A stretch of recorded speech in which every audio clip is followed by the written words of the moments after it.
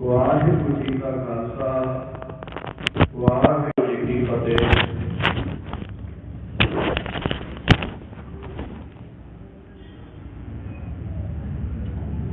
ਧੰਨ ਵਾਹਿਗੁਰੂ ਜੀਓ।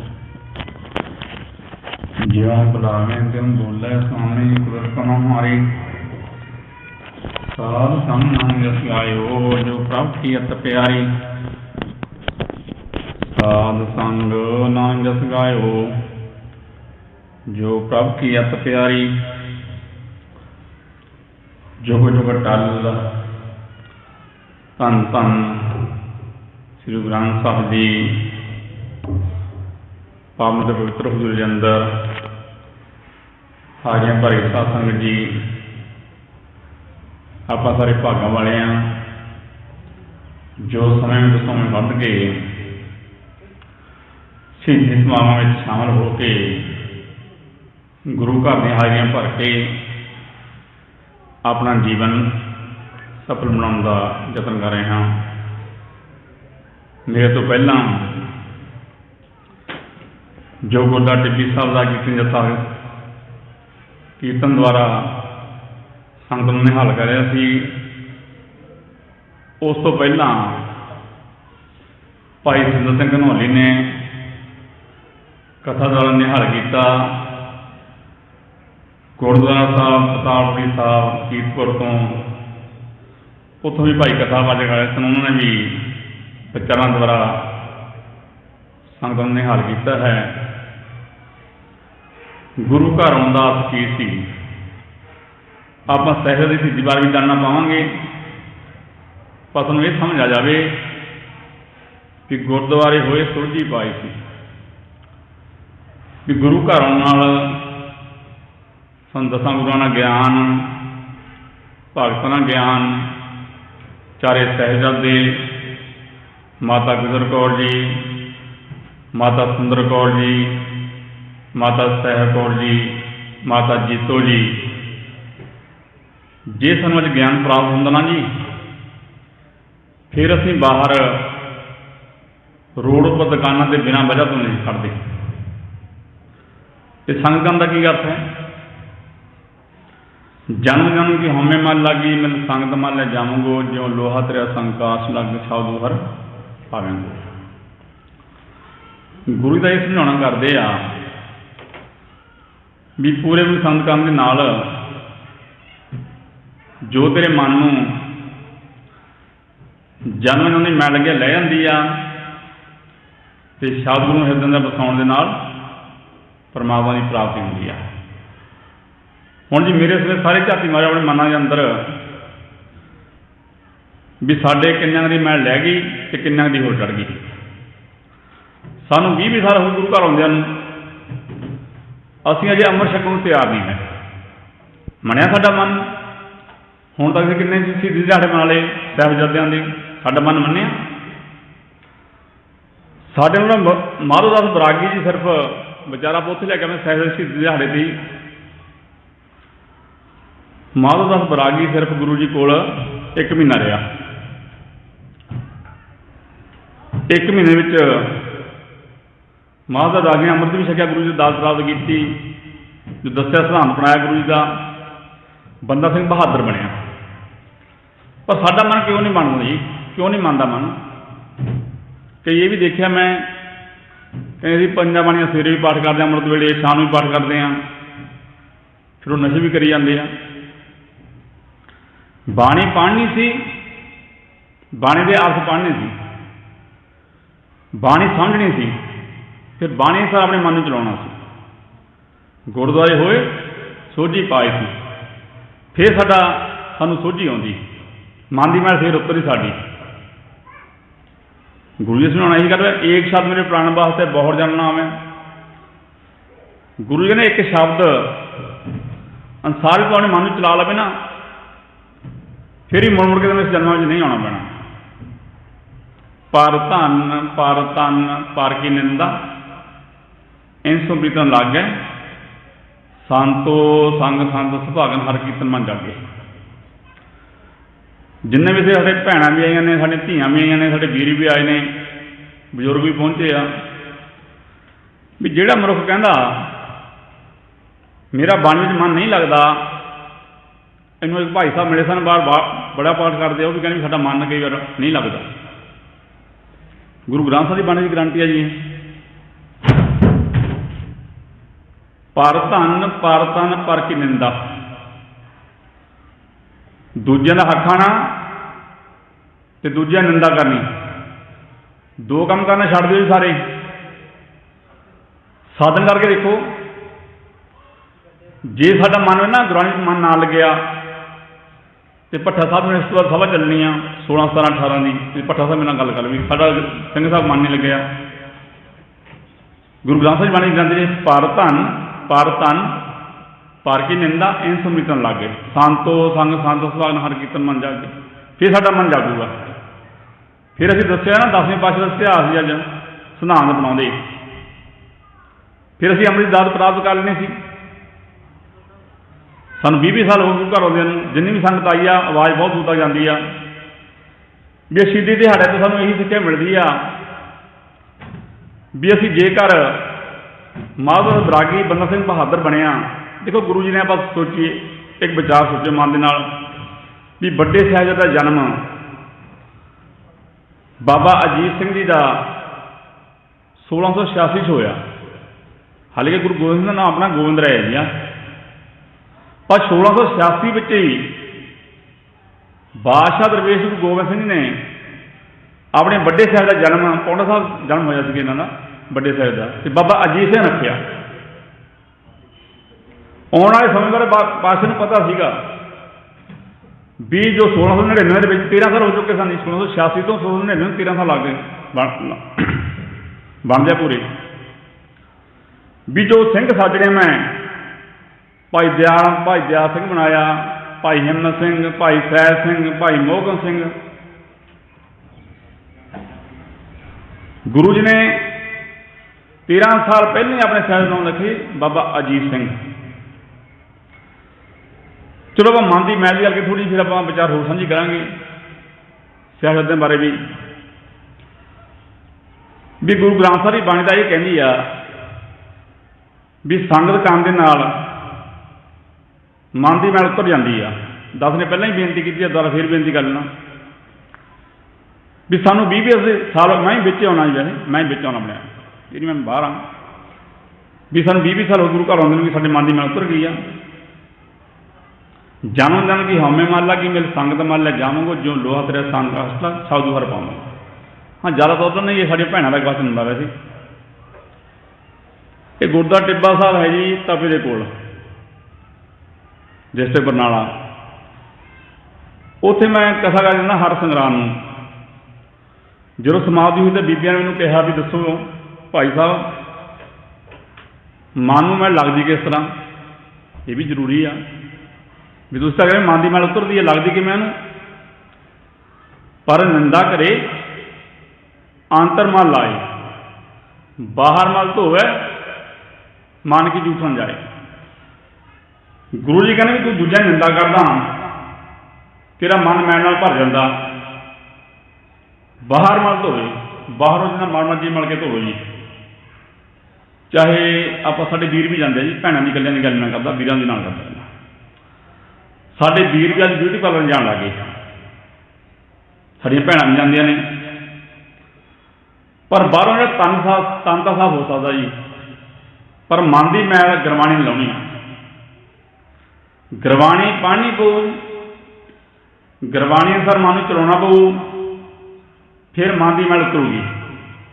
ਹਾਂ, ਹੁਣ ਇਹਦਾ ਸਾਨੂੰ ਪੱਕੀ ਮੋਹਰ ਲੱਗ ਗਈ ਜੀ ਗੁਰੂ ਗ੍ਰੰਥ ਸਾਹਿਬ ਬਾਣੀ ਦੀ ਵੀ, ਪਰ ਨਿੰਦਾ ਕਰੇ ਆਂਤਰ ਮਨ ਲਾਏ, ਬਾਹਰ ਮਲ ਧੋਵੇ ਮਨ ਕੀ ਜੂਠਾਂ ਜਾਏ। ਪਰ ਨਿੰਦਾ ਕਰਦਾ ਕਹਿੰਦਾ ਮਨ ਮੈਲ ਨਾਲ ਭਰ ਜਾਂਦਾ, ਤੇ ਬਾਹਰੋਂ ਜਿੰਨਾ ਮਲ ਕੇ ਧੋਵੇ ਜੀ, ਫਿਰ ਮਨ ਦੀ ਜੂਠ ਖਤਮ ਨਹੀਂ ਹੁੰਦੀ। ਹਾਂ, ਹੁਣ ਇਹ ਵੀ ਕੁਐਸਚਨ ਵਿੱਚ ਆਉਂਦਾ ਵੀ ਚੁਗਲੀ ਕਰਨ ਦਾ ਕੀ ਅਸਰ ਹੁੰਦਾ। ਜਿਸ ਅੰਦਰ ਚੁਗਲੀ ਚੁਗਲੋ ਵੱਜੇ, ਕੀਤਾ ਕਰਦਿਆਂ ਉਸ ਦਾ ਸਭ ਗਿਆ। ਜਿਹੜਾ ਮਨੁੱਖ ਚੁਗਲੀ ਕਰਦਾ ਜੀ, ਜਿੰਨੀ ਮਰਜ਼ੀ ਮੇਰੇ ਕੋਲ ਕਥਾ ਕਰ ਲਵੇ, ਬਾਣੀ ਪੜ੍ਹ ਲਵੇ, ਚਾਹੇ ਸੁਣਦਾ ਤੇ 5 ਪਾਠ ਰੋਜ਼ਾਨਾ ਕਰ ਲਵੇ, ਉਹਦਾ ਕਦੇ ਭਲਾ ਨਹੀਂ ਹੋ ਸਕਦਾ। ਆਪਾਂ ਇਤਿਹਾਸ ਲਈਏ ਪਿੱਛੋਂ, ਗੁਰੂ ਅਰਜਨ ਦਾ ਸਗਾ ਭਰਾ ਬਾਬਾ ਪ੍ਰਿਥੀ ਚੰਦ ਤੇ ਗੁਰੂ ਰਾਮਦਾਸ ਜੀ ਵੱਡਾ ਸਾਹਿਬਜ਼ਾਦਾ ਗੋਇੰਦਵਾਲ ਸਾਹਿਬ ਵਿਖੇ ਜੀ ਗੁਰੂ ਕੇ ਲੰਗਰਾਂ ਦਾ ਰਾਸ਼ਨ ਪਾਣੀ ਸਾਰਾ ਉਹੀ ਲੈ ਕੇ ਆਉਂਦਾ ਸੀਗਾ। ਪ੍ਰਿਥੀ ਚੰਦ ਦੀ ਗੱਲ ਕਰਦਾ ਮੈਂ ਸਾਰੀ ਜ਼ਿੰਦਗੀ ਆਪਣੇ ਸਗੇ ਭਰਾ ਗੁਰੂ ਅਰਜਨ ਦੇਵ ਦੀ ਚੁਗਲੀ ਕਰਦਾ ਰਿਹਾ ਤੇ ਸਾਰੀ ਜ਼ਿੰਦਗੀ ਕਰਦਾ ਰਿਹਾ। ਜਿਸ ਅੰਦਰ ਚੁਗਲੀ ਚੁਗਲ ਵੱਜੇ ਕੀਤਾ ਕਰਦਿਆਂ ਉਸ ਦਾ ਸਭ ਗਿਆ। ਜਿਹੜਾ ਮਨੁੱਖ ਚੁਗਲੀ ਕਰਦਾ ਉਹਦਾ ਕਦੇ ਭਲਾ ਹੋ ਹੀ ਨਹੀਂ ਸਕਦਾ ਜੀ। ਹੁਣ ਆਪਾਂ ਬਾਬਾ ਰਾਮਦੇਵ ਦੀ ਗੱਲ ਕਰ ਲਈ, ਹੋਰ ਗਰੰਟੀ ਮੋਹਰ ਲੱਗ ਜਾਏ ਬਖਸ਼ੀ। ਗੁਰੂ ਹਰਿ ਸਾਹਿਬ ਜੀ ਨੇ ਜਦੋਂ ਔਰੰਗਜ਼ੇਬ ਬਾਦਸ਼ਾਹ ਨੇ ਸੁਨੇਹਾ ਭੇਜਿਆ ਸੀ, ਆਪਣੇ ਸਾਗਰ ਭੇਜੇ ਸਨ ਕੀਰਤਪੁਰ ਸਾਹਿਬ ਵੀ ਸਾਡੇ ਦਰਬਾਰ ਵਿੱਚ ਹਾਜ਼ਰ ਹੋ, ਸੱਤਵੇਂ ਪਾਤਸ਼ਾਹ ਗੁਰੂ ਹਰਿ ਸਾਹਿਬ ਨੇ ਗੁਰੂ ਹਰਿ ਸਾਹਿਬ ਨੇ ਸਾਡੇ ਨਾਲ ਵਿਚਾਰ ਨਹੀਂ ਕੀਤੀ ਵੀ ਮੈਂ ਤਾਂ ਮੱਥੇ ਲੱਗਣਾ ਉਸ ਮਲੇਸ਼ ਦੇ, ਕਿਉਂ ਛੇਵੇਂ ਪਾਤਸ਼ਾਹ ਕਹਿ ਗਏ ਸਾਨੂੰ ਗੁਰੂ ਹਰਗੋਬਿੰਦ ਸਾਹਿਬ ਵੀ ਮਲੇਸ਼ ਔਰੰਗਜ਼ੇਬ ਪਾਤਸ਼ਾਹ ਦੇ ਮੱਥੇ ਨਹੀਂ ਲੱਗਣਾ। ਸੰਗਤ ਨਾਲ ਵਿਚਾਰ ਨਹੀਂ ਹੋਈ। ਗੁਰੂ ਜੀ ਪੁੱਛਣਾ ਚਾਹੁੰਦਾ ਮੈਂ ਦੱਸੋ ਜੀ ਵਿਚਾਰ ਕੀ ਆ। ਸੰਗਤਾਂ ਨੇ ਦੇਖੋ ਜੀ ਗੁਰੂ ਜੀ ਜੋ ਤੁਹਾਡਾ ਸਾਹਿਬਜ਼ਾਦਾ ਹੈ ਨਾ ਵੱਡਾ ਬਾਬਾ ਰਾਮਦੇਵ ਦੀ ਉਮਰ ਸੀ 14 ਸਾਲ ਦੀ, ਬਾਣੀ ਬੜੀ ਜ਼ਿਆਦਾ ਸੀ, ਸਿਆਣਾ ਬਹੁਤ ਸੀ। ਜੋ ਜੈਸੀ ਸੰਗਤ ਮਿਲਿਆ ਤੈਸੋ ਹੀ ਫਲ ਖਾਏ। ਗੁਰੂ ਹਰਿ ਸਾਹਿਬ ਸਮਝਾਉਣ ਲੱਗੇ ਆਣੇ ਵੱਡੇ ਸਾਹਿਬ ਦੇ ਬਾਬਾ ਰਾਮਦੇਵ ਨੂੰ ਦੇਖ ਤੈਨੂੰ ਅਸੀਂ ਦਿੱਲੀ ਭੇਜਣ ਲੱਗੇ ਹਾਂ, ਜੋ ਵੀ ਔਰੰਗਜ਼ੇਬ ਬਾਦਸ਼ਾਹ ਕੁਐਸਚਨ ਪੁੱਛੇ ਤੂੰ ਉਸ ਨੂੰ ਜਵਾਬ ਦੇਣਾ ਗੁਰਬਾਣੀ ਅਨੁਸਾਰ, ਵੀ ਝੂਠ ਨਹੀਂ ਬੋਲਣਾ। ਹੁਣ ਅਸੀਂ ਦੇਖਿਆ ਮੈਂ ਬਾਹਰ ਅਸੀਂ ਇੱਥੇ ਝੂਠ ਬੋਲੀ ਜਾਂਦੇ ਹਾਂ, ਵੀ ਝੂਠ ਨਹੀਂ ਬੋਲਣਾ ਸੱਚ ਬੋਲਣਾ, ਗੁਰਬਾਣੀ ਅਨੁਸਾਰ ਉਹਦਾ ਆਨਸਰ ਦੇਣਾ ਜਵਾਬ। ਤੇ ਔਰੰਗਜ਼ੇਬ ਬਾਦਸ਼ਾਹ ਨੇ ਜੀ ਬਲਵਾਨ ਬੁਲਾਏ ਸਨ ਦਿੱਲੀ ਵੀ ਕਿਸ ਤਰੀਕੇ ਨਾਲ ਮੈਂ ਜੋ ਸਾਹਿਬਜ਼ਾਦਾ ਹੈ ਗੁਰੂ ਹਰਿ ਸਾਹਿਬ ਜੀ ਦਾ ਬਾਬਾ ਰਾਮਦੇਵ ਉਹਨੂੰ ਹਰਾ ਦੇਣਾ। 4 ਦਿਨ ਬਲਵਾਨਾਂ ਨਾਲ ਬਾਬਾ ਰਾਮਦੇਵ ਦੀ ਵਿਚਾਰ ਸਾਂਝੀ ਹੁੰਦੀ ਰਹੀ ਤੇ ਬਾਬਾ ਰਾਮਦੇਵ ਜਿੱਤਦਾ ਰਿਹਾ, ਸੱਚ ਬੋਲਦਾ ਰਿਹਾ। 5ਵੇਂ ਦਿਨ ਔਰੰਗਜ਼ੇਬ ਬਾਦਸ਼ਾਹ ਪੁੱਛਣ ਲੱਗਿਆ ਬਾਬਾ ਰਾਮਦੇਵ ਨੂੰ ਵੀ ਗੁਰੂ ਗ੍ਰੰਥ ਸਾਹਿਬ ਦੀ ਬਾਣੀ ਨੇ ਸਾਡੇ ਇਸਲਾਮ ਧਰਮ ਦੀ ਤੋਹੀਨ ਕੀਤੀ ਆ। ਲਿਖਿਆ ਹੈ ਮਿੱਟੀ ਮੁਸਲਮਾਨ ਕੀ ਪੀੜੀ ਪੇ ਕਮਿਆਰ। ਦੇਖੋ ਜੀ ਇਹ ਸ਼ਬਦ ਨਾ ਔਰੰਗਜ਼ੇਬ ਬਾਦਸ਼ਾਹ ਦੇ ਬਲਵਾਨਾਂ ਨੂੰ ਪਤਾ ਸੀਗਾ, ਸਾਨੂੰ ਹੈ ਕਿਸੇ ਨੂੰ ਪਤਾ ਵੀ ਕਿੱਥੇ ਲਿਖਿਆ ਹੈ? ਦੱਸੋ ਜੀ, ਮਿੱਟੀ ਮੁਸਲਮਾਨ ਕੀ ਪੀੜੇ ਪੇ ਕਮਿਆਰ, ਦੱਸੋ ਕਿੱਥੇ ਲਿਖਿਆ ਹੋਇਆ ਦੱਸ ਦਿਓ। ਪਰ ਔਰੰਗਜ਼ੇਬ ਬਾਦਸ਼ਾਹ ਦੇ ਬਲਵਾਨਾਂ ਨੂੰ ਪਤਾ ਸੀਗਾ। ਹੁਣ ਦੇਖੋ ਜੀ ਮਾੜੀ ਸੰਗਤ ਦਾ ਅਸਰ ਹੋ ਗਿਆ। ਸੰਗਤ ਸਿਆਣਾ ਬਹੁਤ ਸੀ ਬਾਬਾ ਰਾਮਦੇਵ, ਤੇ ਬਾਬਾ ਰਾਮਦੇਵ ਕਹਿਣ ਲੱਗਿਆ ਔਰੰਗਜ਼ੇਬ ਬਾਦਸ਼ਾਹ ਨੂੰ ਵੀ ਤੁਹਾਨੂੰ ਕਿਸੇ ਨੇ ਭੁਲੇਖਾ ਪਾ ਦਿੱਤਾ, ਗੁਰਬਾਣੀ ਲਿਖਿਆ ਹੈ ਮਿੱਟੀ ਬੇਈਮਾਨ, ਮੁਸਲਮਾਨ ਤੋਂ ਸਿਰਫ ਬੇਈਮਾਨ। ਇਸ ਝੂਠ ਬੋਲਣ ਪਿੱਛੇ ਔਰੰਗਜ਼ੇਬ ਬਾਦਸ਼ਾਹ ਜੁੜ ਕੇ ਨਾ ਉਹਨੇ ਬੇਈਮਾਨ ਕਿਹਾ ਵੀ ਬੇਈਮਾਨ ਲਿਖਿਆ, ਮੁਸਲਮਾਨ ਲਿਖਿਆ ਹੋਇਆ। ਔਰੰਗਜ਼ੇਬ ਬਾਦਸ਼ਾਹ ਨੇ ਬਾਬਾ ਰਾਮਦੇਵ ਨੂੰ ਦੇਹਰਾਦੂਨ ਦੇ ਪਿੰਡਾਂ ਦੀਆਂ ਕਈ ਪਿੰਡਾਂ ਦੀਆਂ ਜਗ੍ਹਾ ਦਿੱਤੀਆਂ ਸਨ। ਜਦੋਂ ਸਿੱਖਾਂ ਨੇ ਆ ਕੇ ਦੱਸਣਾ ਗੁਰੂ ਹਰਿ ਸਾਹਿਬ ਨੂੰ ਵੀ ਤੁਹਾਡਾ ਜੋ ਬੇਟਾ ਹੈ 4 ਦਿਨ ਦਾ ਵਿਚਾਰ ਸਾਂਝੀ ਹੁੰਦੀ ਜੀ ਬਲਵਾਨਾਂ ਨਾਲ ਜਿੱਤਦਾ ਰਿਹਾ, ਤੇ 5 ਮਿੰਟ ਸਹਿਜ ਸਭਾ ਪੁੱਛਿਆ ਸੀ ਔਰੰਗਜ਼ੇਬ ਬਾਦਸ਼ਾਹ ਨੇ ਵੀ ਗੁਰੂ ਗ੍ਰੰਥ ਸਾਹਿਬ ਦੀ ਬਾਣੀ ਨੇ ਸਾਡੇ ਧਰਮ ਦੀ ਤੋਹੀਨ ਕੀਤੀ ਆ। ਲਿਖਿਆ ਹੈ ਮਿੱਟੀ ਮੁਸਲਮਾਨ ਕੀ ਪੀੜੀ ਪਈ ਕਮਿਆਰ, ਵੀ ਤੁਹਾਡਾ ਸਾਹਿਬਜ਼ਾਦਾ ਕਹਿੰਦਾ ਬਾਬਾ ਰਾਮਦੇਵ ਵੀ ਮੁਸਲਮਾਨ ਲਿਖਿਆ ਤੇ ਬੇਈਮਾਨ ਲਿਖਿਆ। ਗੁਰੂ ਹਰਿ ਸਾਹਿਬ ਨੇ ਸੰਗਤਾਂ ਇਕੱਠੀਆਂ ਕੀਤੀਆਂ, ਦੱਸਿਆ ਵੀ ਦੇਖੋ ਸਾਡਾ ਜੋ ਬੇਟਾ ਹੈ ਬਾਬਾ ਰਾਮਦੇਵ ਸਿੱਖੀ ਸਨਾਮ ਨੂੰ ਤਿਲਕ ਗਿਆ ਤੇ ਉਹਨੇ ਬੇਈਮਾਨ ਕਹਿ ਦਿੱਤਾ ਮੁਸਲਮਾਨ ਤੋਂ। ਪਹਿਲੇ ਪਾਤਸ਼ਾਹ ਲੈ ਕੇ ਜੀ 10ਵੇਂ ਪਾਤਸ਼ਾਹ ਤੱਕ 22 ਸਾਹਿਬਜ਼ਾਦੇ ਗੁਰੂ ਘਰ ਦੇ ਵਿੱਚ, ਜਿਨ੍ਹਾਂ ਵਿੱਚੋਂ ਸਿਰਫ ਬਾਬਾ ਰਾਮਦੇਵ ਨੂੰ ਇਕੱਲੇ ਨੂੰ ਘਰੋਂ ਕੱਢਿਆ। ਹੁਣ ਸਾਡੇ ਬਾਬੇ ਕਿੰਨੇ ਧਾਰਨਾ ਪੜ੍ਹਦੇ ਆ ਜੀ, ਕਿੰਨੀਆਂ ਧਾਰਨਾ ਕਹਿੰਦੇ ਔਖੀ ਹੈ ਬਾਣੀ, ਕਿੰਨੀ ਕੁ ਔਖੀ ਬਾਣੀ। ਨਾ ਉਹ ਮਰੇ ਨਾ ਠਾਗੇ ਜਾ ਜਿਨ ਕੇ ਰਾਮ ਬਸੇ ਮਨ ਮਾਹੀ। ਆ ਪਿੱਛੇ ਰੌਲਾ ਪਿਆ ਇਹਦਾ, ਇਹ ਤਾਂ ਵਿਚਾਰ ਨਹੀਂ ਸਮਝੇਗਾ ਨਹੀਂ। ਪਿੱਛੇ ਬੜਾ ਰੌਲਾ ਪਿਆ ਸੀ ਵੀ ਰਾਮ ਦੇ ਲਵ ਕੁਸ਼ ਦੀ ਬਾਤ ਉਹ ਹੋਇਆ ਸੀ ਨਾ ਗੱਲ, ਅਕਬਾਰ ਸਿੰਘ ਵੀ ਗਿਆ ਸੀ। ਇੱਥੇ ਰਾਮ ਸ਼ਬਦ ਪਰਮਾਤਮਾ ਵਾਸਤੇ ਵਰਤਿਆ ਗਿਆ। ਚਲੋ ਵਿਚਾਰ ਆ ਗਈ ਮਾੜੀ ਆਪਾਂ ਕਰ ਲਈ ਬਸ 1 ਮਿੰਟ ਦੇ ਵਿੱਚ। ਨਾ ਮਰੇ ਨਾ ਠੱਗ ਜਾ ਜਿਨ ਕੇ ਰਾਮ ਬਸੇ ਮਨ ਮਾਹੀ, ਤੇ ਰਾਮ ਰਾਮ ਕਰਦਿਆਂ ਸੁਖ ਸ਼ਾਂਤ ਸਰੀਰ। ਇੱਥੇ ਰਾਮ ਸ਼ਬਦ ਪਰਮਾਤਮਾ ਵਾਸਤੇ ਵਰਤਿਆ। ਉਹਦੇ ਵਾਸਤੇ ਕਿਹੜਾ ਰਾਮ ਸ਼ਬਦ ਵਰਤਿਆ ਕਿ ਗੁਰੂ ਗ੍ਰੰਥ ਸਾਹਿਬ ਦੱਸਿਆ ਉਹਦੇ ਵਾਸਤੇ। ਮਨ ਮੇ ਝੂਰੇ ਰਾਮਚੰਦ ਸੀਤਾ ਲਖਮਣ ਜੋਗ। ਜਦੋਂ ਲਛਮਣ ਸੀਤਾ ਦਾ ਵਿਛੋੜਾ ਪੈ ਗਿਆ, ਰਾਮ ਚੰਦਰ ਢੂੰਡਦਾ ਰਿਹਾ, ਰੋਵੇ ਰਾਮ ਨਿਕਾਲ ਆ ਪਿਆ, ਸੀਤਾ ਲਖਮਣ ਵਿਛੜ ਗਿਆ। ਚਲੋ ਆਪਾਂ ਉੱਥੇ ਲੈ ਗਏ ਇਹ ਗੱਲ ਵੀ ਗੁਰੂ ਹਰਿ ਸਾਹਿਬ ਜੀ ਨੇ ਉਸ ਤੋਂ ਬਾਅਦ ਬਾਬਾ ਰਾਮ ਰਾਏ ਨਾਲ ਕੋਈ ਵਰਤ ਵਰਤਾਓ ਨਹੀਂ ਰੱਖਿਆ। ਸਿਆਸਤ ਕੀ ਹੁੰਦੀ ਹੈ ਜੀ? ਅੱਜ ਇਹ ਵੀ ਦਿਨ ਚੱਲ ਰਹੇ ਨੇ, ਸਿਆਸਤ ਕੀ ਹੁੰਦੀ ਹੈ? ਸਿਆਸਤ ਦਾ ਅਰਥ ਹੈ ਕਾਲਾ ਸੱਚ। ਔਰੰਗਜ਼ੇਬ ਬਾਦਸ਼ਾਹ ਨੇ ਪਹਿਲਾਂ ਤਾਂ ਝੂਠ ਬੁਲਾ ਲਿਆ ਬਾਬਾ ਰਾਮ ਰਾਏ ਤੋਂ, ਸੱਤਵੇਂ ਪਾਤਸ਼ਾਹ ਦੇ ਸਾਹਿਬਜ਼ਾਦੇ ਤੋਂ ਵੱਡੇ ਤੋਂ। ਫਿਰ ਦੇਹਰਾਦੂਨ ਦੇ ਵਿੱਚ 1686 ਵਿੱਚ ਬਾਬਾ ਰਾਮ ਰਾਏ ਨੂੰ ਮਸੰਦਾਂ ਨੇ ਮਾਰਿਆ ਸੀ। ਜੋ ਇਤਿਹਾਸ ਸਾਂਝਾ ਕੀਤਾ ਹੈ ਭਾਈ ਅਮਰੀਕ ਸਿੰਘ ਚੰਡੀਗੜ੍ਹ ਵਾਲਾ, ਵੈਸੇ ਪਿੰਡ ਵਾਲਾ ਸੂਰਤ ਸਿੰਘ ਚੰਡੀਗੜ੍ਹ ਲਿਖਦਾ ਵਾ, ਉਹਨਾਂ ਨੇ ਇਤਿਹਾਸ ਸਾਂਝਾ ਕੀਤਾ ਹੈ। ਔਰੰਗਜ਼ੇਬ ਬਾਦਸ਼ਾਹ ਨੇ ਫਿਰ ਮਸੰਦਾਂ ਨੂੰ ਕਹਿ ਕੇ ਬਾਬਾ ਰਾਮ ਰਾਏ ਨੂੰ ਦੇਹਰਾਦੂਨ ਵਿੱਚ ਮੰਗਵਾਇਆ। ਹੁਣ ਆਪਾਂ ਦਿੱਲੀ ਦੀ ਗੱਲ ਕਰੇ ਲਈ ਥੋੜ੍ਹੀ ਜਿਹੀ, ਫਿਰ ਸ਼ਾਇਦ ਦੇ ਮਿਲਾਵਾਂਗੇ ਆਪਾਂ ਵੀ ਪਹਿਲੇ ਪਾਤਸ਼ਾਹ ਨੇ ਇਹ ਸਿਧਾਂਤ ਬਣਾਇਆ ਸੀ, ਹੱਕ ਪਰਾਇਆ ਨਾਨਕਾ ਉਸ ਸੂਰਾ ਉਸ ਗਾਏ, ਗੁਰ ਪੀਰ ਹਮਾ ਤਾਂ ਪਰੇ ਜਾਂ ਮਰਦਾਨਾ ਕਾ। ਵੀ ਦੂਜਿਆਂ ਦਾ ਹੱਕ ਖਾਣਾ ਗਲੇ ਮਾਸ ਖਾਣ ਦੇ ਬਰਾਬਰ ਆ। ਜਿਹਨਾਂ ਦੂਜਿਆਂ ਦੇ ਹੱਕਾਂ ਪਰ ਡਾਕੇ ਨਾ ਮਾਰੇ ਹੁੰਦੇ ਜੀ, ਸਾਡੇ ਸਰਕਾਰੀ ਸਕੂਲ, ਸਰਕਾਰੀ ਮਹਿਕਮੇ, ਸਰਕਾਰੀ ਫਰਮ ਪਲਾਨ ਕਾਮਯਾਬ ਹੋਣੇ ਸੀ ਜੇ ਦੂਜਿਆਂ ਦੇ ਹੱਕਾਂ ਪਰ ਡਾਕੇ ਨਾ ਮਾਰੇ ਹੁੰਦੇ। ਹਾਂ, ਪਹਿਲੇ ਪਾਸੇ ਇੱਕ ਸਿਧਾਂਤ ਇਹ ਵੀ ਦੱਸਿਆ ਵੀ ਕਿਰਤ ਕਰੋ, ਨਾਮ ਜਪੋ ਤੇ ਵੰਡ ਕੇ ਛਕੋ। ਇਹ ਸਿਧਾਂਤ ਵੀ ਸਿੱਖਾਂ ਨੇ ਅਪਣਾਇਆ, ਕਿਸਾਨਾਂ ਨੇ ਅਪਣਾਇਆ, ਕਿਰਤ ਵੀ ਕੀਤੀ, ਨਾਮ ਵੀ ਜਪਿਆ ਤੇ ਵੰਡ ਕੇ ਛਕਿਆ। ਇਹ ਵੀ ਨਾ ਸਾਡੀਆਂ ਸਰਕਾਰਾਂ ਨੂੰ ਚੰਗਾ ਨਹੀਂ ਲੱਗਦਾ। ਸਾਡੇ ਕਿਸਾਨ ਵੀਰ ਕਿਰਤ ਕਰਦੇ ਆ, ਨਾਮ ਜਪਦੇ, ਵੰਡ ਕੇ ਛਕਦੇ ਆ। ਇੱਕ ਨਾ ਮੈਂ YouTube ਰਾਹੀਂ ਪਾਈ ਹੈ ਜੀ, ਇਹ ਰੋਜ਼ਾਨਾ ਸਪੋਕਸਮੈਨ ਨੇ ਪਾਈ ਹੈ ਖਬਰ, ਇਹ ਦਿੱਲੀ ਦੀ ਸ਼ਾਹਜੀ ਪਿੰਡ ਦੀਆਂ ਬੀਬੀਆਂ ਨੇ ਜੀ, ਮੈਨੂੰ ਲੱਗਦਾ ਇਹ ਮਾਨਸਾ ਵਿੱਚ ਪੈਂਦਾ ਸ਼ਾਹਜੀ ਪਿੰਡ। ਉਹਨੂੰ ਪੱਤਰਕਾਰ ਪੁੱਛਣ ਲੱਗੇ ਬਈ ਜੋ ਮੋਦੀ ਆ ਵੀ ਕੀ ਵਿਚਾਰਾ ਉਹਦੇ ਵਾਸਤੇ ਸਾਡੀ। ਉਹ ਕਹਿੰਦੀਆਂ ਪਹਿਲਾਂ ਸਾਨੂੰ ਜਹਾਂਗੀਰ ਬਾਦਸ਼ਾਹ ਨੇ ਬੜਾ ਦੁਖੀ ਕੀਤਾ, ਉਸ ਤੋਂ ਬਾਅਦ ਔਰੰਗਜ਼ੇਬ ਬਾਦਸ਼ਾਹ ਨੇ ਬੜਾ ਦੁਖੀ ਕੀਤਾ,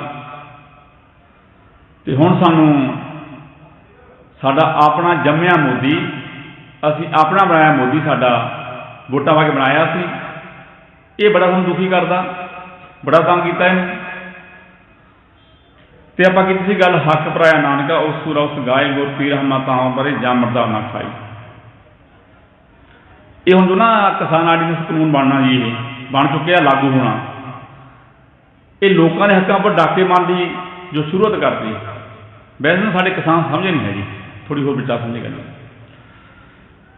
ਗੌਰਮੈਂਟ ਨੇ ਕੁਝ ਸਾਲ ਪਹਿਲਾਂ ਕਿਸਾਨਾਂ ਨੂੰ ਖੋਲ੍ਹ ਦੇ ਦਿੱਤੀ ਵੀ ਤੁਸੀਂ ਲਿਮਟਾਂ ਬਣਾ ਲਓ, ਅਸੀਂ ਸਾਰੀਆਂ ਬੈਂਕਾਂ ਤੋਂ ਲੋਨ ਲੈ ਕੇ ਰਜਿਸਟਰੀਆਂ ਰੱਖ ਕੇ ਆਪਣੇ ਲਿਮਟਾਂ ਬਣਾ ਲਈਆਂ।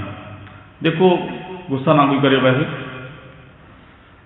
ਵੀ ਇੱਕ ਕਿਸਾਨ ਦੇ ਇੱਕ ਬੱਚਾ ਹੁੰਦਾ, 5 ਕਮਰੇ ਅਸੀਂ ਹੇਠਾਂ ਪਾ ਲਏ, 5 ਕਮਰੇ ਉੱਪਰ ਇੱਕ ਚੁਬਾਰਾ ਪਾ ਲਿਆ, 70 ਲੱਖ 80 ਲੱਖ ਇੱਥੋਂ ਕਰੋੜ ਰੁਪਏ ਤੱਕ ਤੁਸੀਂ ਲਾ ਲਿਆ ਕੋਠੀ, ਸਿਰਫ ਲੋਨ ਲੈ ਕੇ। ਹੱਕ ਸੱਚ ਦੀ ਕਮਾਈ ਨਾਲ ਜੀ ਕਰੋੜ ਰੁਪਏ ਦੀ ਕੋਠੀ ਨਹੀਂ ਪੈਂਦੀ। ਜਿਹੜਾ ਮਨੁੱਖ ਨੂੰ ਲੱਖ ਰੁਪਏ ਮਹੀਨੇ ਤਨਖਾਹ ਲੈਂਦਾ ਉਹ ਵੀ ਕੋਠੀ ਨਹੀਂ ਲਾ ਸਕਦਾ ਕਰੋੜ ਦੀ। ਹੱਕ ਪਰਾਇਆ ਨਾਨਕਾ ਉਸ ਸੂਰਾ ਉਸ ਗਾਏ, ਗੁਰ ਪੀਰਾ ਮਤਾਂ ਪਰੇ ਜਾਂ ਮਰਦਾ ਨਾ ਖਾਏ। ਫਿਰ ਉਹ ਸਕੀਮ ਪਹਿਲਾਂ ਹੀ ਸੀ ਉਹਨਾਂ ਦੀ, ਇਹ ਕਿਸਾਨ ਆਰਡੀਨੈਂਸ ਕਾਨੂੰਨ ਦੀ। ਸਾਡੇ ਜਥੇਦਾਰ ਹਨ ਜੋ ਰਘਵੀਰ ਸਿੰਘ ਜੀ ਨੇ ਵੀ ਕੱਲ੍ਹ ਬਿਆਨ ਦਿੱਤਾ ਸੀ PTC ਨਿਊਜ਼ ਦੇ ਉੱਪਰ, ਜੋ ਮੈਂ ਵਿਚਾਰ ਸਾਂਝੀ ਕਰਨ ਲੱਗਿਆ। ਹੁਣ ਇਹ ਵੀ ਗੱਲ ਕਰਨੀ ਜ਼ਰੂਰੀ ਆ, ਕਿਉਂਕਿ ਜਿੱਥੇ ਵੀ ਗੁਰੂ ਦੇ ਸਿੱਖ ਗਏ ਨਾ, ਭਾਈ ਮਾਨਸੁਖ ਗਿਆ ਸ੍ਰੀਲੰਕਾ ਦੇ ਵਿੱਚ, ਤੇ ਮਾਨਸੁਖ ਜੋ ਸ੍ਰੀਲੰਕਾ ਦਾ ਰਾਜਾ ਸੀ ਸ਼ਿਵਨਾਬ,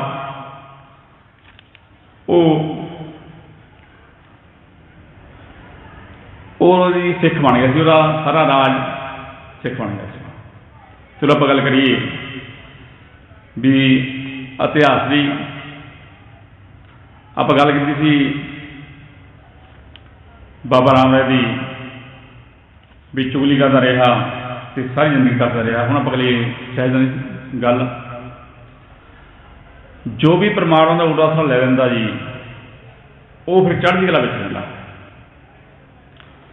ਬਾਦਸ਼ਾਹ ਦਰਵੇਸ਼ ਗੁਰੂ ਗੋਬਿੰਦ ਸਿੰਘ ਜੀ ਦੀ ਉਮਰ 9 ਸਾਲ ਦੀ ਸੀ 1675 ਵਿੱਚ, ਜਦੋਂ ਪਹਾੜੀ ਰਾਜੇ ਆਏ ਸਨ ਵੀ ਸਾਡੇ ਜਨੇਊ ਦੀ ਰੱਖਿਆ ਕਰੋ। ਔਰੰਗਜ਼ੇਬ ਬਾਦਸ਼ਾਹ ਨੇ ਜਨੇਊ ਲਾਉਣਾ ਸ਼ੁਰੂ ਕਰ ਦਿੱਤਾ ਸੀ। ਅਤੇ ਫਿਰ ਕਿਰਪਾ ਰਾਮ ਪੰਡਤ ਸੀ ਮੁਖੀ ਉਹਨਾਂ ਦਾ। ਕਿਰਪਾ ਰਾਮ ਪੰਡਤ ਪਹੁੰਚਿਆ ਬੁਲਾਉਣਾ ਨੂੰ ਲੈ ਕੇ। ਉਸ ਦਾ ਗੁਰੂ ਤੇਗ ਬਹਾਦਰ ਨੇ ਇਹ ਕਿਹਾ ਸੀ ਕਸ਼ਮੀਰੀ ਪੰਡਤਾਂ ਨੂੰ ਵੀ ਤੁਸੀਂ ਔਰੰਗਜ਼ੇਬ ਬਾਦਸ਼ਾਹ ਨੂੰ ਇਹ ਕਹਿ ਦਿਓ, ਜੇਕਰ 9ਵੇਂ ਪਾਤਸ਼ਾਹ ਗੁਰੂ ਤੇਗ ਬਹਾਦਰ ਜੀ ਤੁਹਾਡਾ ਇਸਲਾਮ ਧਰਮ ਕਬੂਲ ਕਰ ਲੈਣ ਤਾਂ ਅਸੀਂ ਸਾਰੇ ਹੀ ਕਸ਼ਮੀਰੀ ਪੰਡਤ ਇਸਲਾਮ ਧਰਮ ਕਬੂਲ ਕਰਨ ਨੂੰ ਤਿਆਰ ਹਾਂ। ਕਸ਼ਮੀਰੀ ਪੰਡਤਾਂ ਨੇ ਇੱਕ ਤਾਂ ਚਿੱਠੀ ਲਿਖੀ ਸੀ ਪਹਿਲਾਂ, ਫਿਰ ਔਰੰਗਜ਼ੇਬ ਬਾਦਸ਼ਾਹ ਨੂੰ ਇਹ ਕਹਿ ਦਿਆ ਲਓ ਚਿੱਠੀ ਸਾਈਨ ਕਰਤੀ ਅਸੀਂ ਜੀ 9ਵੇਂ ਪਾਤਸ਼ਾਹ ਗੁਰੂ ਤੇਗ ਬਹਾਦਰ ਜੀ ਤੁਹਾਡਾ ਇਸਲਾਮ ਧਰਮ ਕਬੂਲ ਕਰਦੇ ਅਸੀਂ ਸਾਰੇ ਤਿਆਰ ਹਾਂ। ਦੇਖੋ ਕਸ਼ਮੀਰੀ ਪੰਡਤਾਂ ਨੇ ਗੁਰੂ ਤੇਗ ਬਹਾਦਰ ਉੱਪਰ ਕਿੰਨਾ ਭਰੋਸਾ ਕੀਤਾ। ਅਸੀਂ ਅੱਜ ਭਰੋਸਾ ਕਰਦੇ ਹਾਂ, ਅਸੀਂ ਸਕਿਆ ਅੰਮ੍ਰਿਤ ਦਾਤ ਪ੍ਰਾਪਤ ਕੀਤੀ। ਅੱਜ ਉਹਨਾਂ ਨੇ ਤਾਂ ਕਹਿਤਾ ਸੀ ਔਰੰਗਜ਼ੇਬ ਬਾਦਸ਼ਾਹ ਨੂੰ ਜੇ 9ਵੇਂ ਪਾਤਸ਼ਾਹ ਗੁਰੂ ਤੇਗ ਬਹਾਦਰ ਜੀ ਤੁਹਾਡਾ ਇਸਲਾਮ ਧਰਮ ਕਬੂਲ ਕਰ ਲੈਣ ਫਿਰ ਸਾਰੇ ਤਿਆਰ ਹਾਂ। ਆਪਾਂ ਗੱਲ ਕੀਤੀ ਸੀ ਬਾਦਸ਼ਾਹ ਦੇ ਵਿੱਚ ਗੁਰੂ ਗੋਬਿੰਦ ਸਿੰਘ ਜੀ। ਗੁਰੂ ਗੋਬਿੰਦ ਸਿੰਘ ਦੀ ਉਮਰ ਉਸ 1675 ਦੇ ਵਿੱਚ ਸਿਰਫ 9 ਸਾਲ ਦੀ ਸੀ। 22 ਤੱਕ ਰਾਜੇ ਪਹਾੜੀ ਰਾਜੇ ਬੈਰੀ ਬਣ ਚੁੱਕੇ ਆ ਅਤੇ ਔਰੰਗਜ਼ੇਬ ਬਾਦਸ਼ਾਹ ਬੈਰੀ ਬਣਿਆ ਹੋਇਆ ਆਪਾਂ ਨੂੰ ਸਾਨੂੰ ਪਤਾ ਜੀ। ਜੋ ਪਹਿਲਾ ਯੁੱਧ ਹੋਇਆ 1687 ਦੇ ਵਿੱਚ,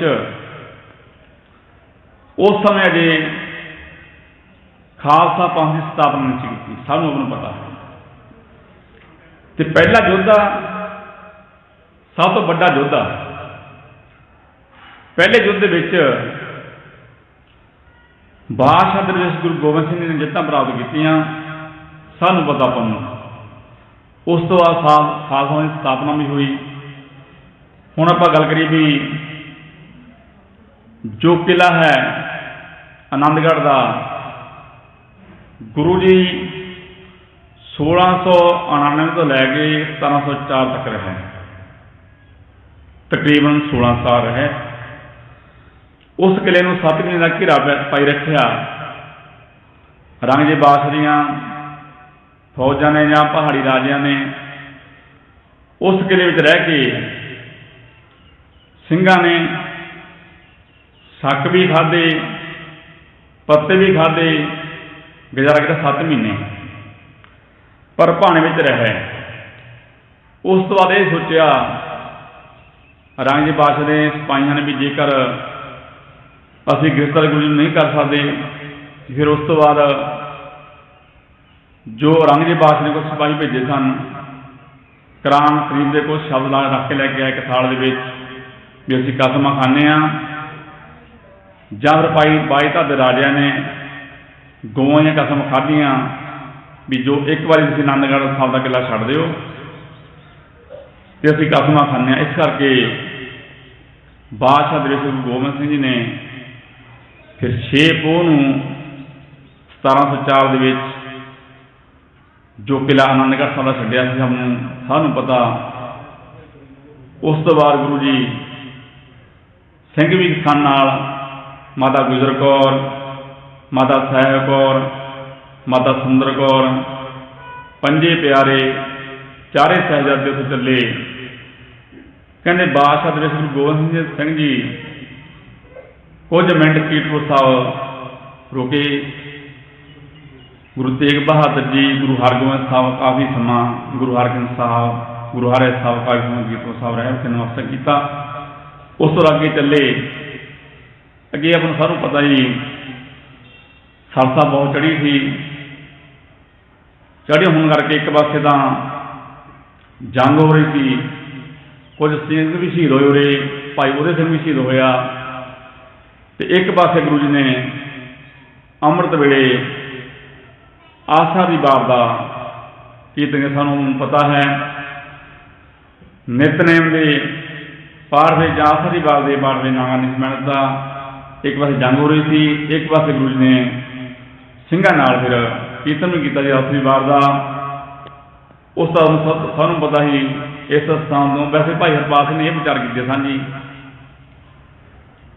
ਵੀ ਗੁਰਦੁਆਰਾ ਉੱਚਾ ਜਿਹੜਾ ਬਣਿਆ ਹੈ ਰੋਪੜ ਦੇ ਵਿੱਚ, ਇਹ ਹਰਪਾਲ ਸਿੰਘ ਜੋ ਕਥਾ ਹੋਇਆ ਫਤਿਹਗੜ੍ਹ ਵਾਲਾ ਉਹਨੂੰ ਵਿਚਾਰ ਨਹੀਂ ਕਹਿੰਦਾ ਕਰ ਰਹੇ ਵੀ ਮਾਤਾ ਸਾਹਿਬ ਕੌਰ, ਤੇ ਮਾਤਾ ਸੁੰਦਰ ਕੌਰ, ਭਾਈ ਮਨੀ ਸਿੰਘ ਉਸ ਉੱਚ ਖੇੜੇ ਜੋ ਗੁਰਦੁਆਰਾ ਹੈ ਉੱਥੇ ਰਿਹਾ, ਗੁਰੂ ਗੋਬਿੰਦ ਸਿੰਘ ਜੀ ਰਿਹਾ। ਚਲੋ ਆਪਾਂ ਇਸ ਇਤਿਹਾਸ ਨੂੰ ਕਰੀਏ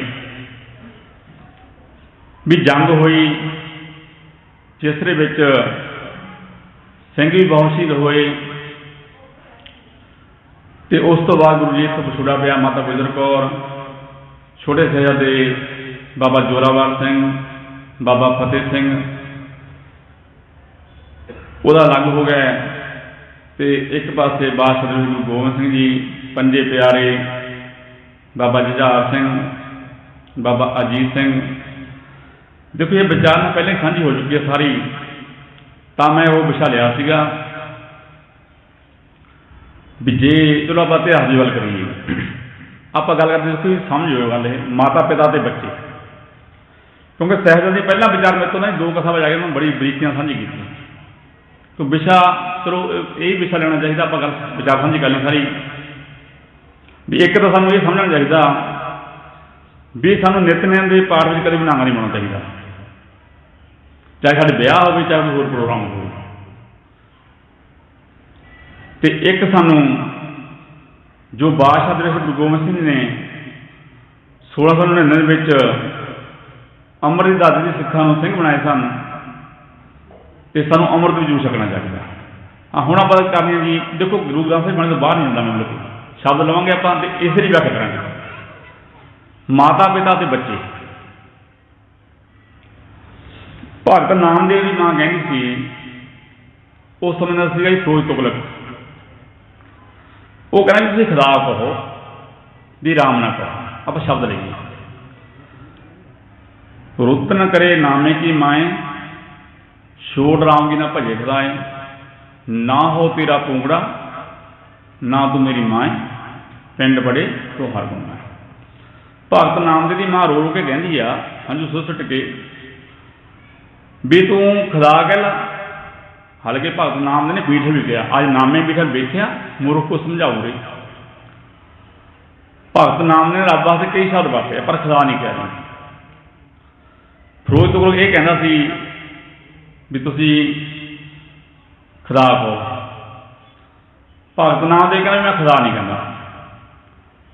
ਭਗਤ ਨਾਮਦੇਵ ਨੇ ਜੇ ਖੁਦਾ ਨਹੀਂ ਨਾ ਕਿਹਾ ਤਾਂ ਅੱਜ ਆਪਾਂ ਤਾਂ ਯਾਦ ਕਰਦੇ ਹਾਂ। ਹਾਲਾਂਕਿ ਖੁਦਾ ਵਿੱਚ ਰੱਬ ਦੇ ਵਿੱਚ ਕੋਈ ਫਰਕ ਨਹੀਂ ਹੈ ਜੀ, ਪਰ ਧੱਕੇ ਨਾਲ ਕਹਿੰਦਾ, ਧੱਕੇ ਨਾਲ ਨਹੀਂ ਕਹਿੰਦਾ। ਰੁੱਤ ਨ ਕਰੇ ਨਾਮੇ ਕੀ ਮਾਏ, ਛੋੜ ਰਾਮ ਕੀ ਨਾ ਭਜੇ ਖੁਦਾਏ, ਨਾ ਹੋ ਤੇਰਾ ਪੂਰਾ ਨਾ ਤੂੰ ਮੇਰੀ ਮਾਏ, ਪਿੰਡ ਪੜੇ ਤੋਂ ਹਰ ਗੁਣਾ। ਭਗਤ ਨਾਮਦੇਵ ਕਹਿੰਦਾ ਵੀ ਮਾਂ ਜੇਕਰ ਤੂੰ ਮੈਨੂੰ ਰੱਬੀ ਸਿਧਾਂਤ ਰੱਬੀ ਗੁਣਾਂ ਨੂੰ ਤੋੜਦੀ ਆ ਨਾ ਤੇ ਮੇਰੀ ਤੂੰ ਮਾਂ ਨਹੀਂ ਹੈ, ਪਿੰਡ ਪੜੇ ਤੋਂ ਹਰ ਗੁਣਾ। ਇਹ ਸਰੀਰ ਕਿਸੇ ਦਾ ਨਹੀਂ ਰਹਿਣਾ ਜੀ, ਗੁਰੂ ਆਏ ਪੀਰ ਪੈਗੰਬਰ ਆਏ ਸਭ ਨੂੰ ਜਾਣਾ ਪਿਆ ਸਮੇਂ ਨਾਲ। ਇਹ ਵੀ ਸਾਡਾ ਦਿਨ ਨਿਸ਼ਚਿਤ ਕੀਤਾ ਹੋਇਆ ਜੀ। ਸੋ ਦਿਨ ਆਵਣ ਲੱਗਾ ਮਾਤ ਪਿਤਾ ਭਾਈ ਸਤਵੰਤਾ ਕਹਿ ਹੋ ਕੂ ਹੈ ਕਰ। ਹਾਂ ਉਹ ਦਿਨ ਦੀ ਤਿਆਰੀ ਕਰ ਲਓ ਜੀ ਸਾਰੇ, ਉਹ ਪਤਾ ਨਹੀਂ ਕਦੋਂ ਆ ਜਾਣਾ, ਲਿਖਿਆ ਪਿਆ ਦਿਨ ਉਹ ਨਿਸ਼ਚਿਤ ਕੀਤਾ। ਮਾਰਨ ਲਿਖਾਏ ਮੰਡਲ ਮੇ ਆਏ, ਮਾਰਨ ਲਿਖਾਏ ਆਏ ਨਹੀਂ ਰਹਿਣਾ, ਉਹ ਨਿਸ਼ਚਿਤ ਕੀਤਾ ਦੇਣਾ। ਭਗਤ ਨਾਮਦੇਵ ਕਹਿੰਦਾ ਮਾਂ ਤੂੰ ਮੇਰੀ ਮਾਂ ਨਹੀਂ ਹੈ ਜੇ ਤੂੰ ਮੈਨੂੰ ਰੱਬੀ ਸਿਧਾਂਤ ਰੱਬੀ ਗੁਣਾਂ ਨਾਲ ਤੋੜਦੀ ਆ। ਹੁਣ ਆਪਾਂ ਕਰੀਏ ਪ੍ਰਹਲਾਦ ਦੀ ਗੱਲ। ਮਾਤਾ ਉਪਦੇਸ਼ੇ ਪ੍ਰਹਲਾਦ ਪਿਆਰੇ, ਪੁੱਤਰ ਰਾਮ ਨਾ ਛੋੜ ਜਿਓ ਲਿਓ ਵਾਰੇ। ਪ੍ਰਹਲਾਦ ਕਹੈ ਸੁਣੋ ਮੇਰੀ ਮਾਏ, ਰਾਮ ਨਾਮ ਨਾ ਛੋਡਾਂ ਗੁਰਦੀਆ ਬਜਾਏ। ਸੰਡਾ ਮਰ ਕਾ ਸਭ ਜਾਏ ਬਕਾਰੇ, ਪ੍ਰਹਲਾਦ ਆਪ ਬਿਗੜਿਆ ਸਭ ਚਾਟੜੇ ਬੁਲਾਏ। ਦੋਸਤ ਸਭਾ ਮੈਂ ਮਾਤਰ ਬਕਾਇਆ, ਪ੍ਰਹਲਾਦ ਕਾ ਰਾਖਾ ਹੋਏ ਰਖਵਾਇਆ। ਭਗਤ ਪ੍ਰਹਲਾਦ ਦੀ ਮਾਂ ਕਹਿੰਦੀ ਵੀ ਤੇਰਾ ਪਿਤਾ ਹਰਨਾਕਸ਼ਾ, ਤੂੰ ਆਪਣੇ ਪਿਤਾ ਦਾ ਨਾਮ ਜਪ ਤੈਨੂੰ ਰਾਜ ਭਾਗ ਦੇਵੇਗਾ। ਰਾਜਾ ਸੀ ਨਾ ਉਸ ਸਮੇਂ ਦਾ, ਵੀ ਤੈਨੂੰ ਰਾਜ ਭਾਗ ਦੇਵੇਗਾ। ਤੇ ਭਗਤ ਪ੍ਰਹਲਾਦ ਕਹਿੰਦਾ ਮੈਂ ਤਾਂ ਰਾਮ ਕਹੂੰਗਾ। ਦੇਖੋ ਉੱਥੇ ਖੁਦਾ ਦੀ ਗੱਲ ਸੀ, ਉੱਥੇ ਰਾਮ ਦੀ ਗੱਲ ਆ ਗਈ ਵੀ ਮੈਂ ਰਾਮ ਕਹੂੰਗਾ। ਤੇ ਕਹਿੰਦੇ ਸੰਡਾ ਤੇ ਮਰਕਾ ਬਦਵਾਨ ਸਨ ਪੜਾਉਣ ਵਾਲੇ ਭਗਤ ਪ੍ਰਹਲਾਦ ਨੂੰ। ਉਹ ਕਹਿੰਦੇ ਆਪ ਤਾਂ ਵਿਗੜਿਆ ਤੇਰਾ ਪੁੱਤਰ ਭਗਤ ਪ੍ਰਹਲਾਦ, ਤੇਰੇ ਸਾਰੇ ਆਪਣੇ ਸਾਥੀ ਵਿਗਾੜਦੇ ਹਨ। ਚਲੋ ਜੀ ਆਪਾਂ ਬਸ ਵਿਚਾਰ ਲੈ ਕੇ ਆਉਣਾ, ਸਿਰਫ 2 ਮਿੰਟ ਲਵਾਂਗੇ, ਸਿਰਫ ਵੱਧ ਸਮਝ ਲੈਂਦੇ। ਤੇ ਭਗਤ ਫਰੀਦ ਦੀ ਮਾਂ ਨੇ ਭਗਤ ਫਰੀਦ ਨੂੰ ਰੱਬੀ ਸਿਧਾਂਤ ਰੱਬੀ ਗੁਣਾਂ ਨਾਲ ਜੋੜਿਆ ਤੇ ਤਾਂ ਅੱਜ ਭਗਤ ਫਰੀਦ ਦੀਆਂ ਆਪਾਂ ਯਾਦ ਕਰਦੇ ਹਾਂ। ਇਸ ਤਰ੍ਹਾਂ ਹੀ ਭਗਤ ਪੂਰਨ ਸਿੰਘ ਦੀ ਗੱਲ ਕਰੀਏ ਆਪਾਂ। ਭਗਤ ਪੂਰਨ ਸਿੰਘ ਦੀ ਜੋ ਮਾਂ ਸੀ ਉਹ ਸੀ ਬੀਬੀ ਮਹਿਤਾਬ ਕੌਰ। ਜ਼ਿਮੀਂਦਾਰਾਂ ਦੀ ਧੀ ਵਿਆਹੀ ਗਈ ਖੱਤਰੀਆਂ ਨੇ ਸ਼ੱਭੂ ਮੱਲ ਦੇ ਘਰ। ਉਹਦੀ ਮਨ ਦੀ ਇੱਛਾ ਇਹ ਸੀ ਕਿ ਮੈਂ ਆਪਣੇ ਪੁੱਤਰ ਨੂੰ, ਜੋ ਰਾਮਜੀਦਾਸ ਸੀ, ਪਹਿਲਾ ਨਾਂ ਸੀ ਰਾਮਜੀਦਾਸ, ਵੀ ਰਾਮਜੀਦਾਸ ਨੂੰ ਮੈਂ ਪੜ੍ਹਾਵਾਂ। ਅਤੇ ਸ਼ਿੱਭੂ ਮੱਲ ਨੇ ਆਪਣੀ ਘਰ ਵਾਲੀ ਬੀਬੀ ਮਹਿਤਾਬ ਕੌਰ ਅਤੇ ਰਾਮਜੀਦਾਸ ਨੂੰ ਘਰੋਂ ਕੱਢ ਦਿੱਤਾ। ਰਾਮਜੀਦਾਸ ਦੀ ਮਾਤਾ ਨੇ ਪੜ੍ਹਾਇਆ, ਬੀਬੀ ਮਹਿਤਾਬ ਕੌਰ ਨੇ ਰੱਬੀ ਗੁਣੀ, ਰੱਬੀ ਸਿਧਾਂਤਾਂ ਨਾਲ ਜੋੜਿਆ, ਅਤੇ ਭਗਤ ਪੂਰਨ ਸਿੰਘ ਜੀ ਨੇ ਫਿਰ ਜੋ ਪਿੰਗਲਵਾੜਾ ਬਣਾਇਆ, ਰੱਬੀ ਸਿਧਾਂਤ, ਰੱਬੀ ਗੁਣ ਅਪਣਾਏ, ਤਾਂ ਆਪਾਂ ਨੂੰ ਅੱਜ ਆਪਾਂ ਭਗਤ ਪੂਰਨ ਸਿੰਘ ਨੂੰ ਯਾਦ ਕਰਦੇ ਹਾਂ। ਦਾਨ ਬੇਨਤੀ ਹੈ ਵੀ ਬੱਚੇ ਅਤੇ ਮਾਤਾ ਪਿਤਾ, ਇਹ ਮਾਵਾਂ ਉੱਪਰ ਡਿਪੈਂਡ ਜੀ ਬਹੁਤ ਚੀਜ਼ ਕਰਦੀ ਹੈ, ਕਿਉਂਕਿ ਬੱਚਾ ਮਾਂ ਕੋਲ ਜ਼ਿਆਦਾ ਸਮਾਂ ਰਹਿੰਦਾ।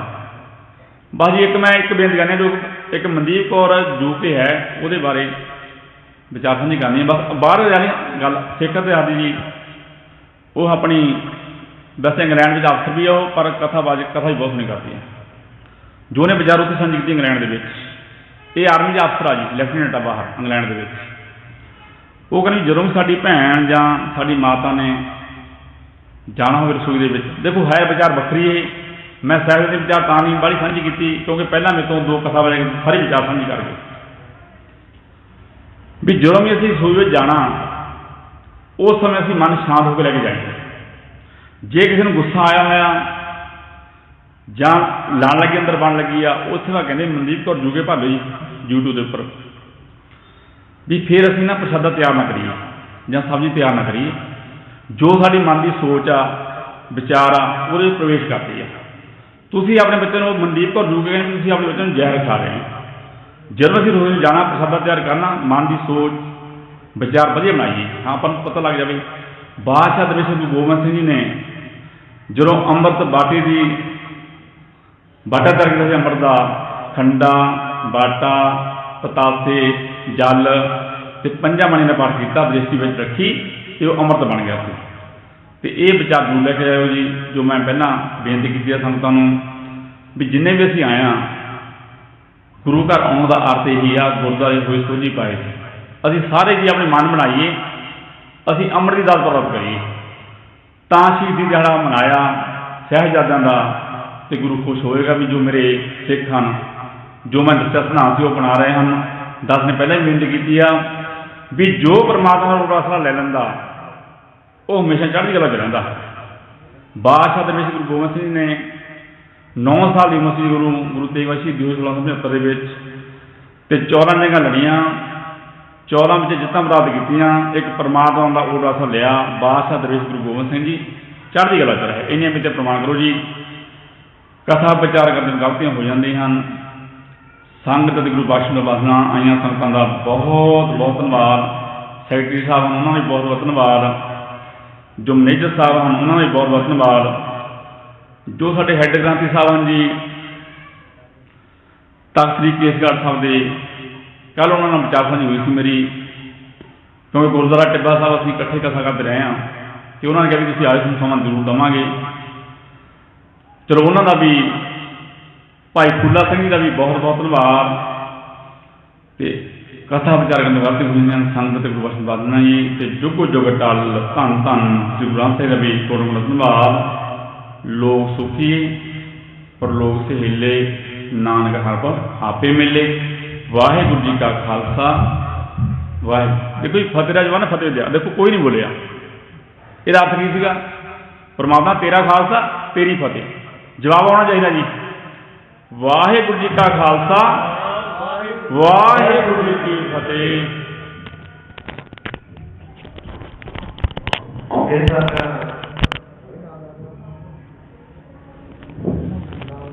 ਅਮਰਜੀਤ ਸਿੰਘ ਮੰਗਲੀ, ਭਾਈ ਅਮਰਜੀਤ ਸਿੰਘ ਮੰਗਲੀ ਬਠਿੰਡੇ ਤੋਂ, ਜਿਨ੍ਹਾਂ ਨੇ ਗੁਰਮਤਿ ਵਿਚਾਰਾਂ ਦੇ ਨਾਲ ਹਾਜ਼ਰੀ ਭਰੀ ਹੈ।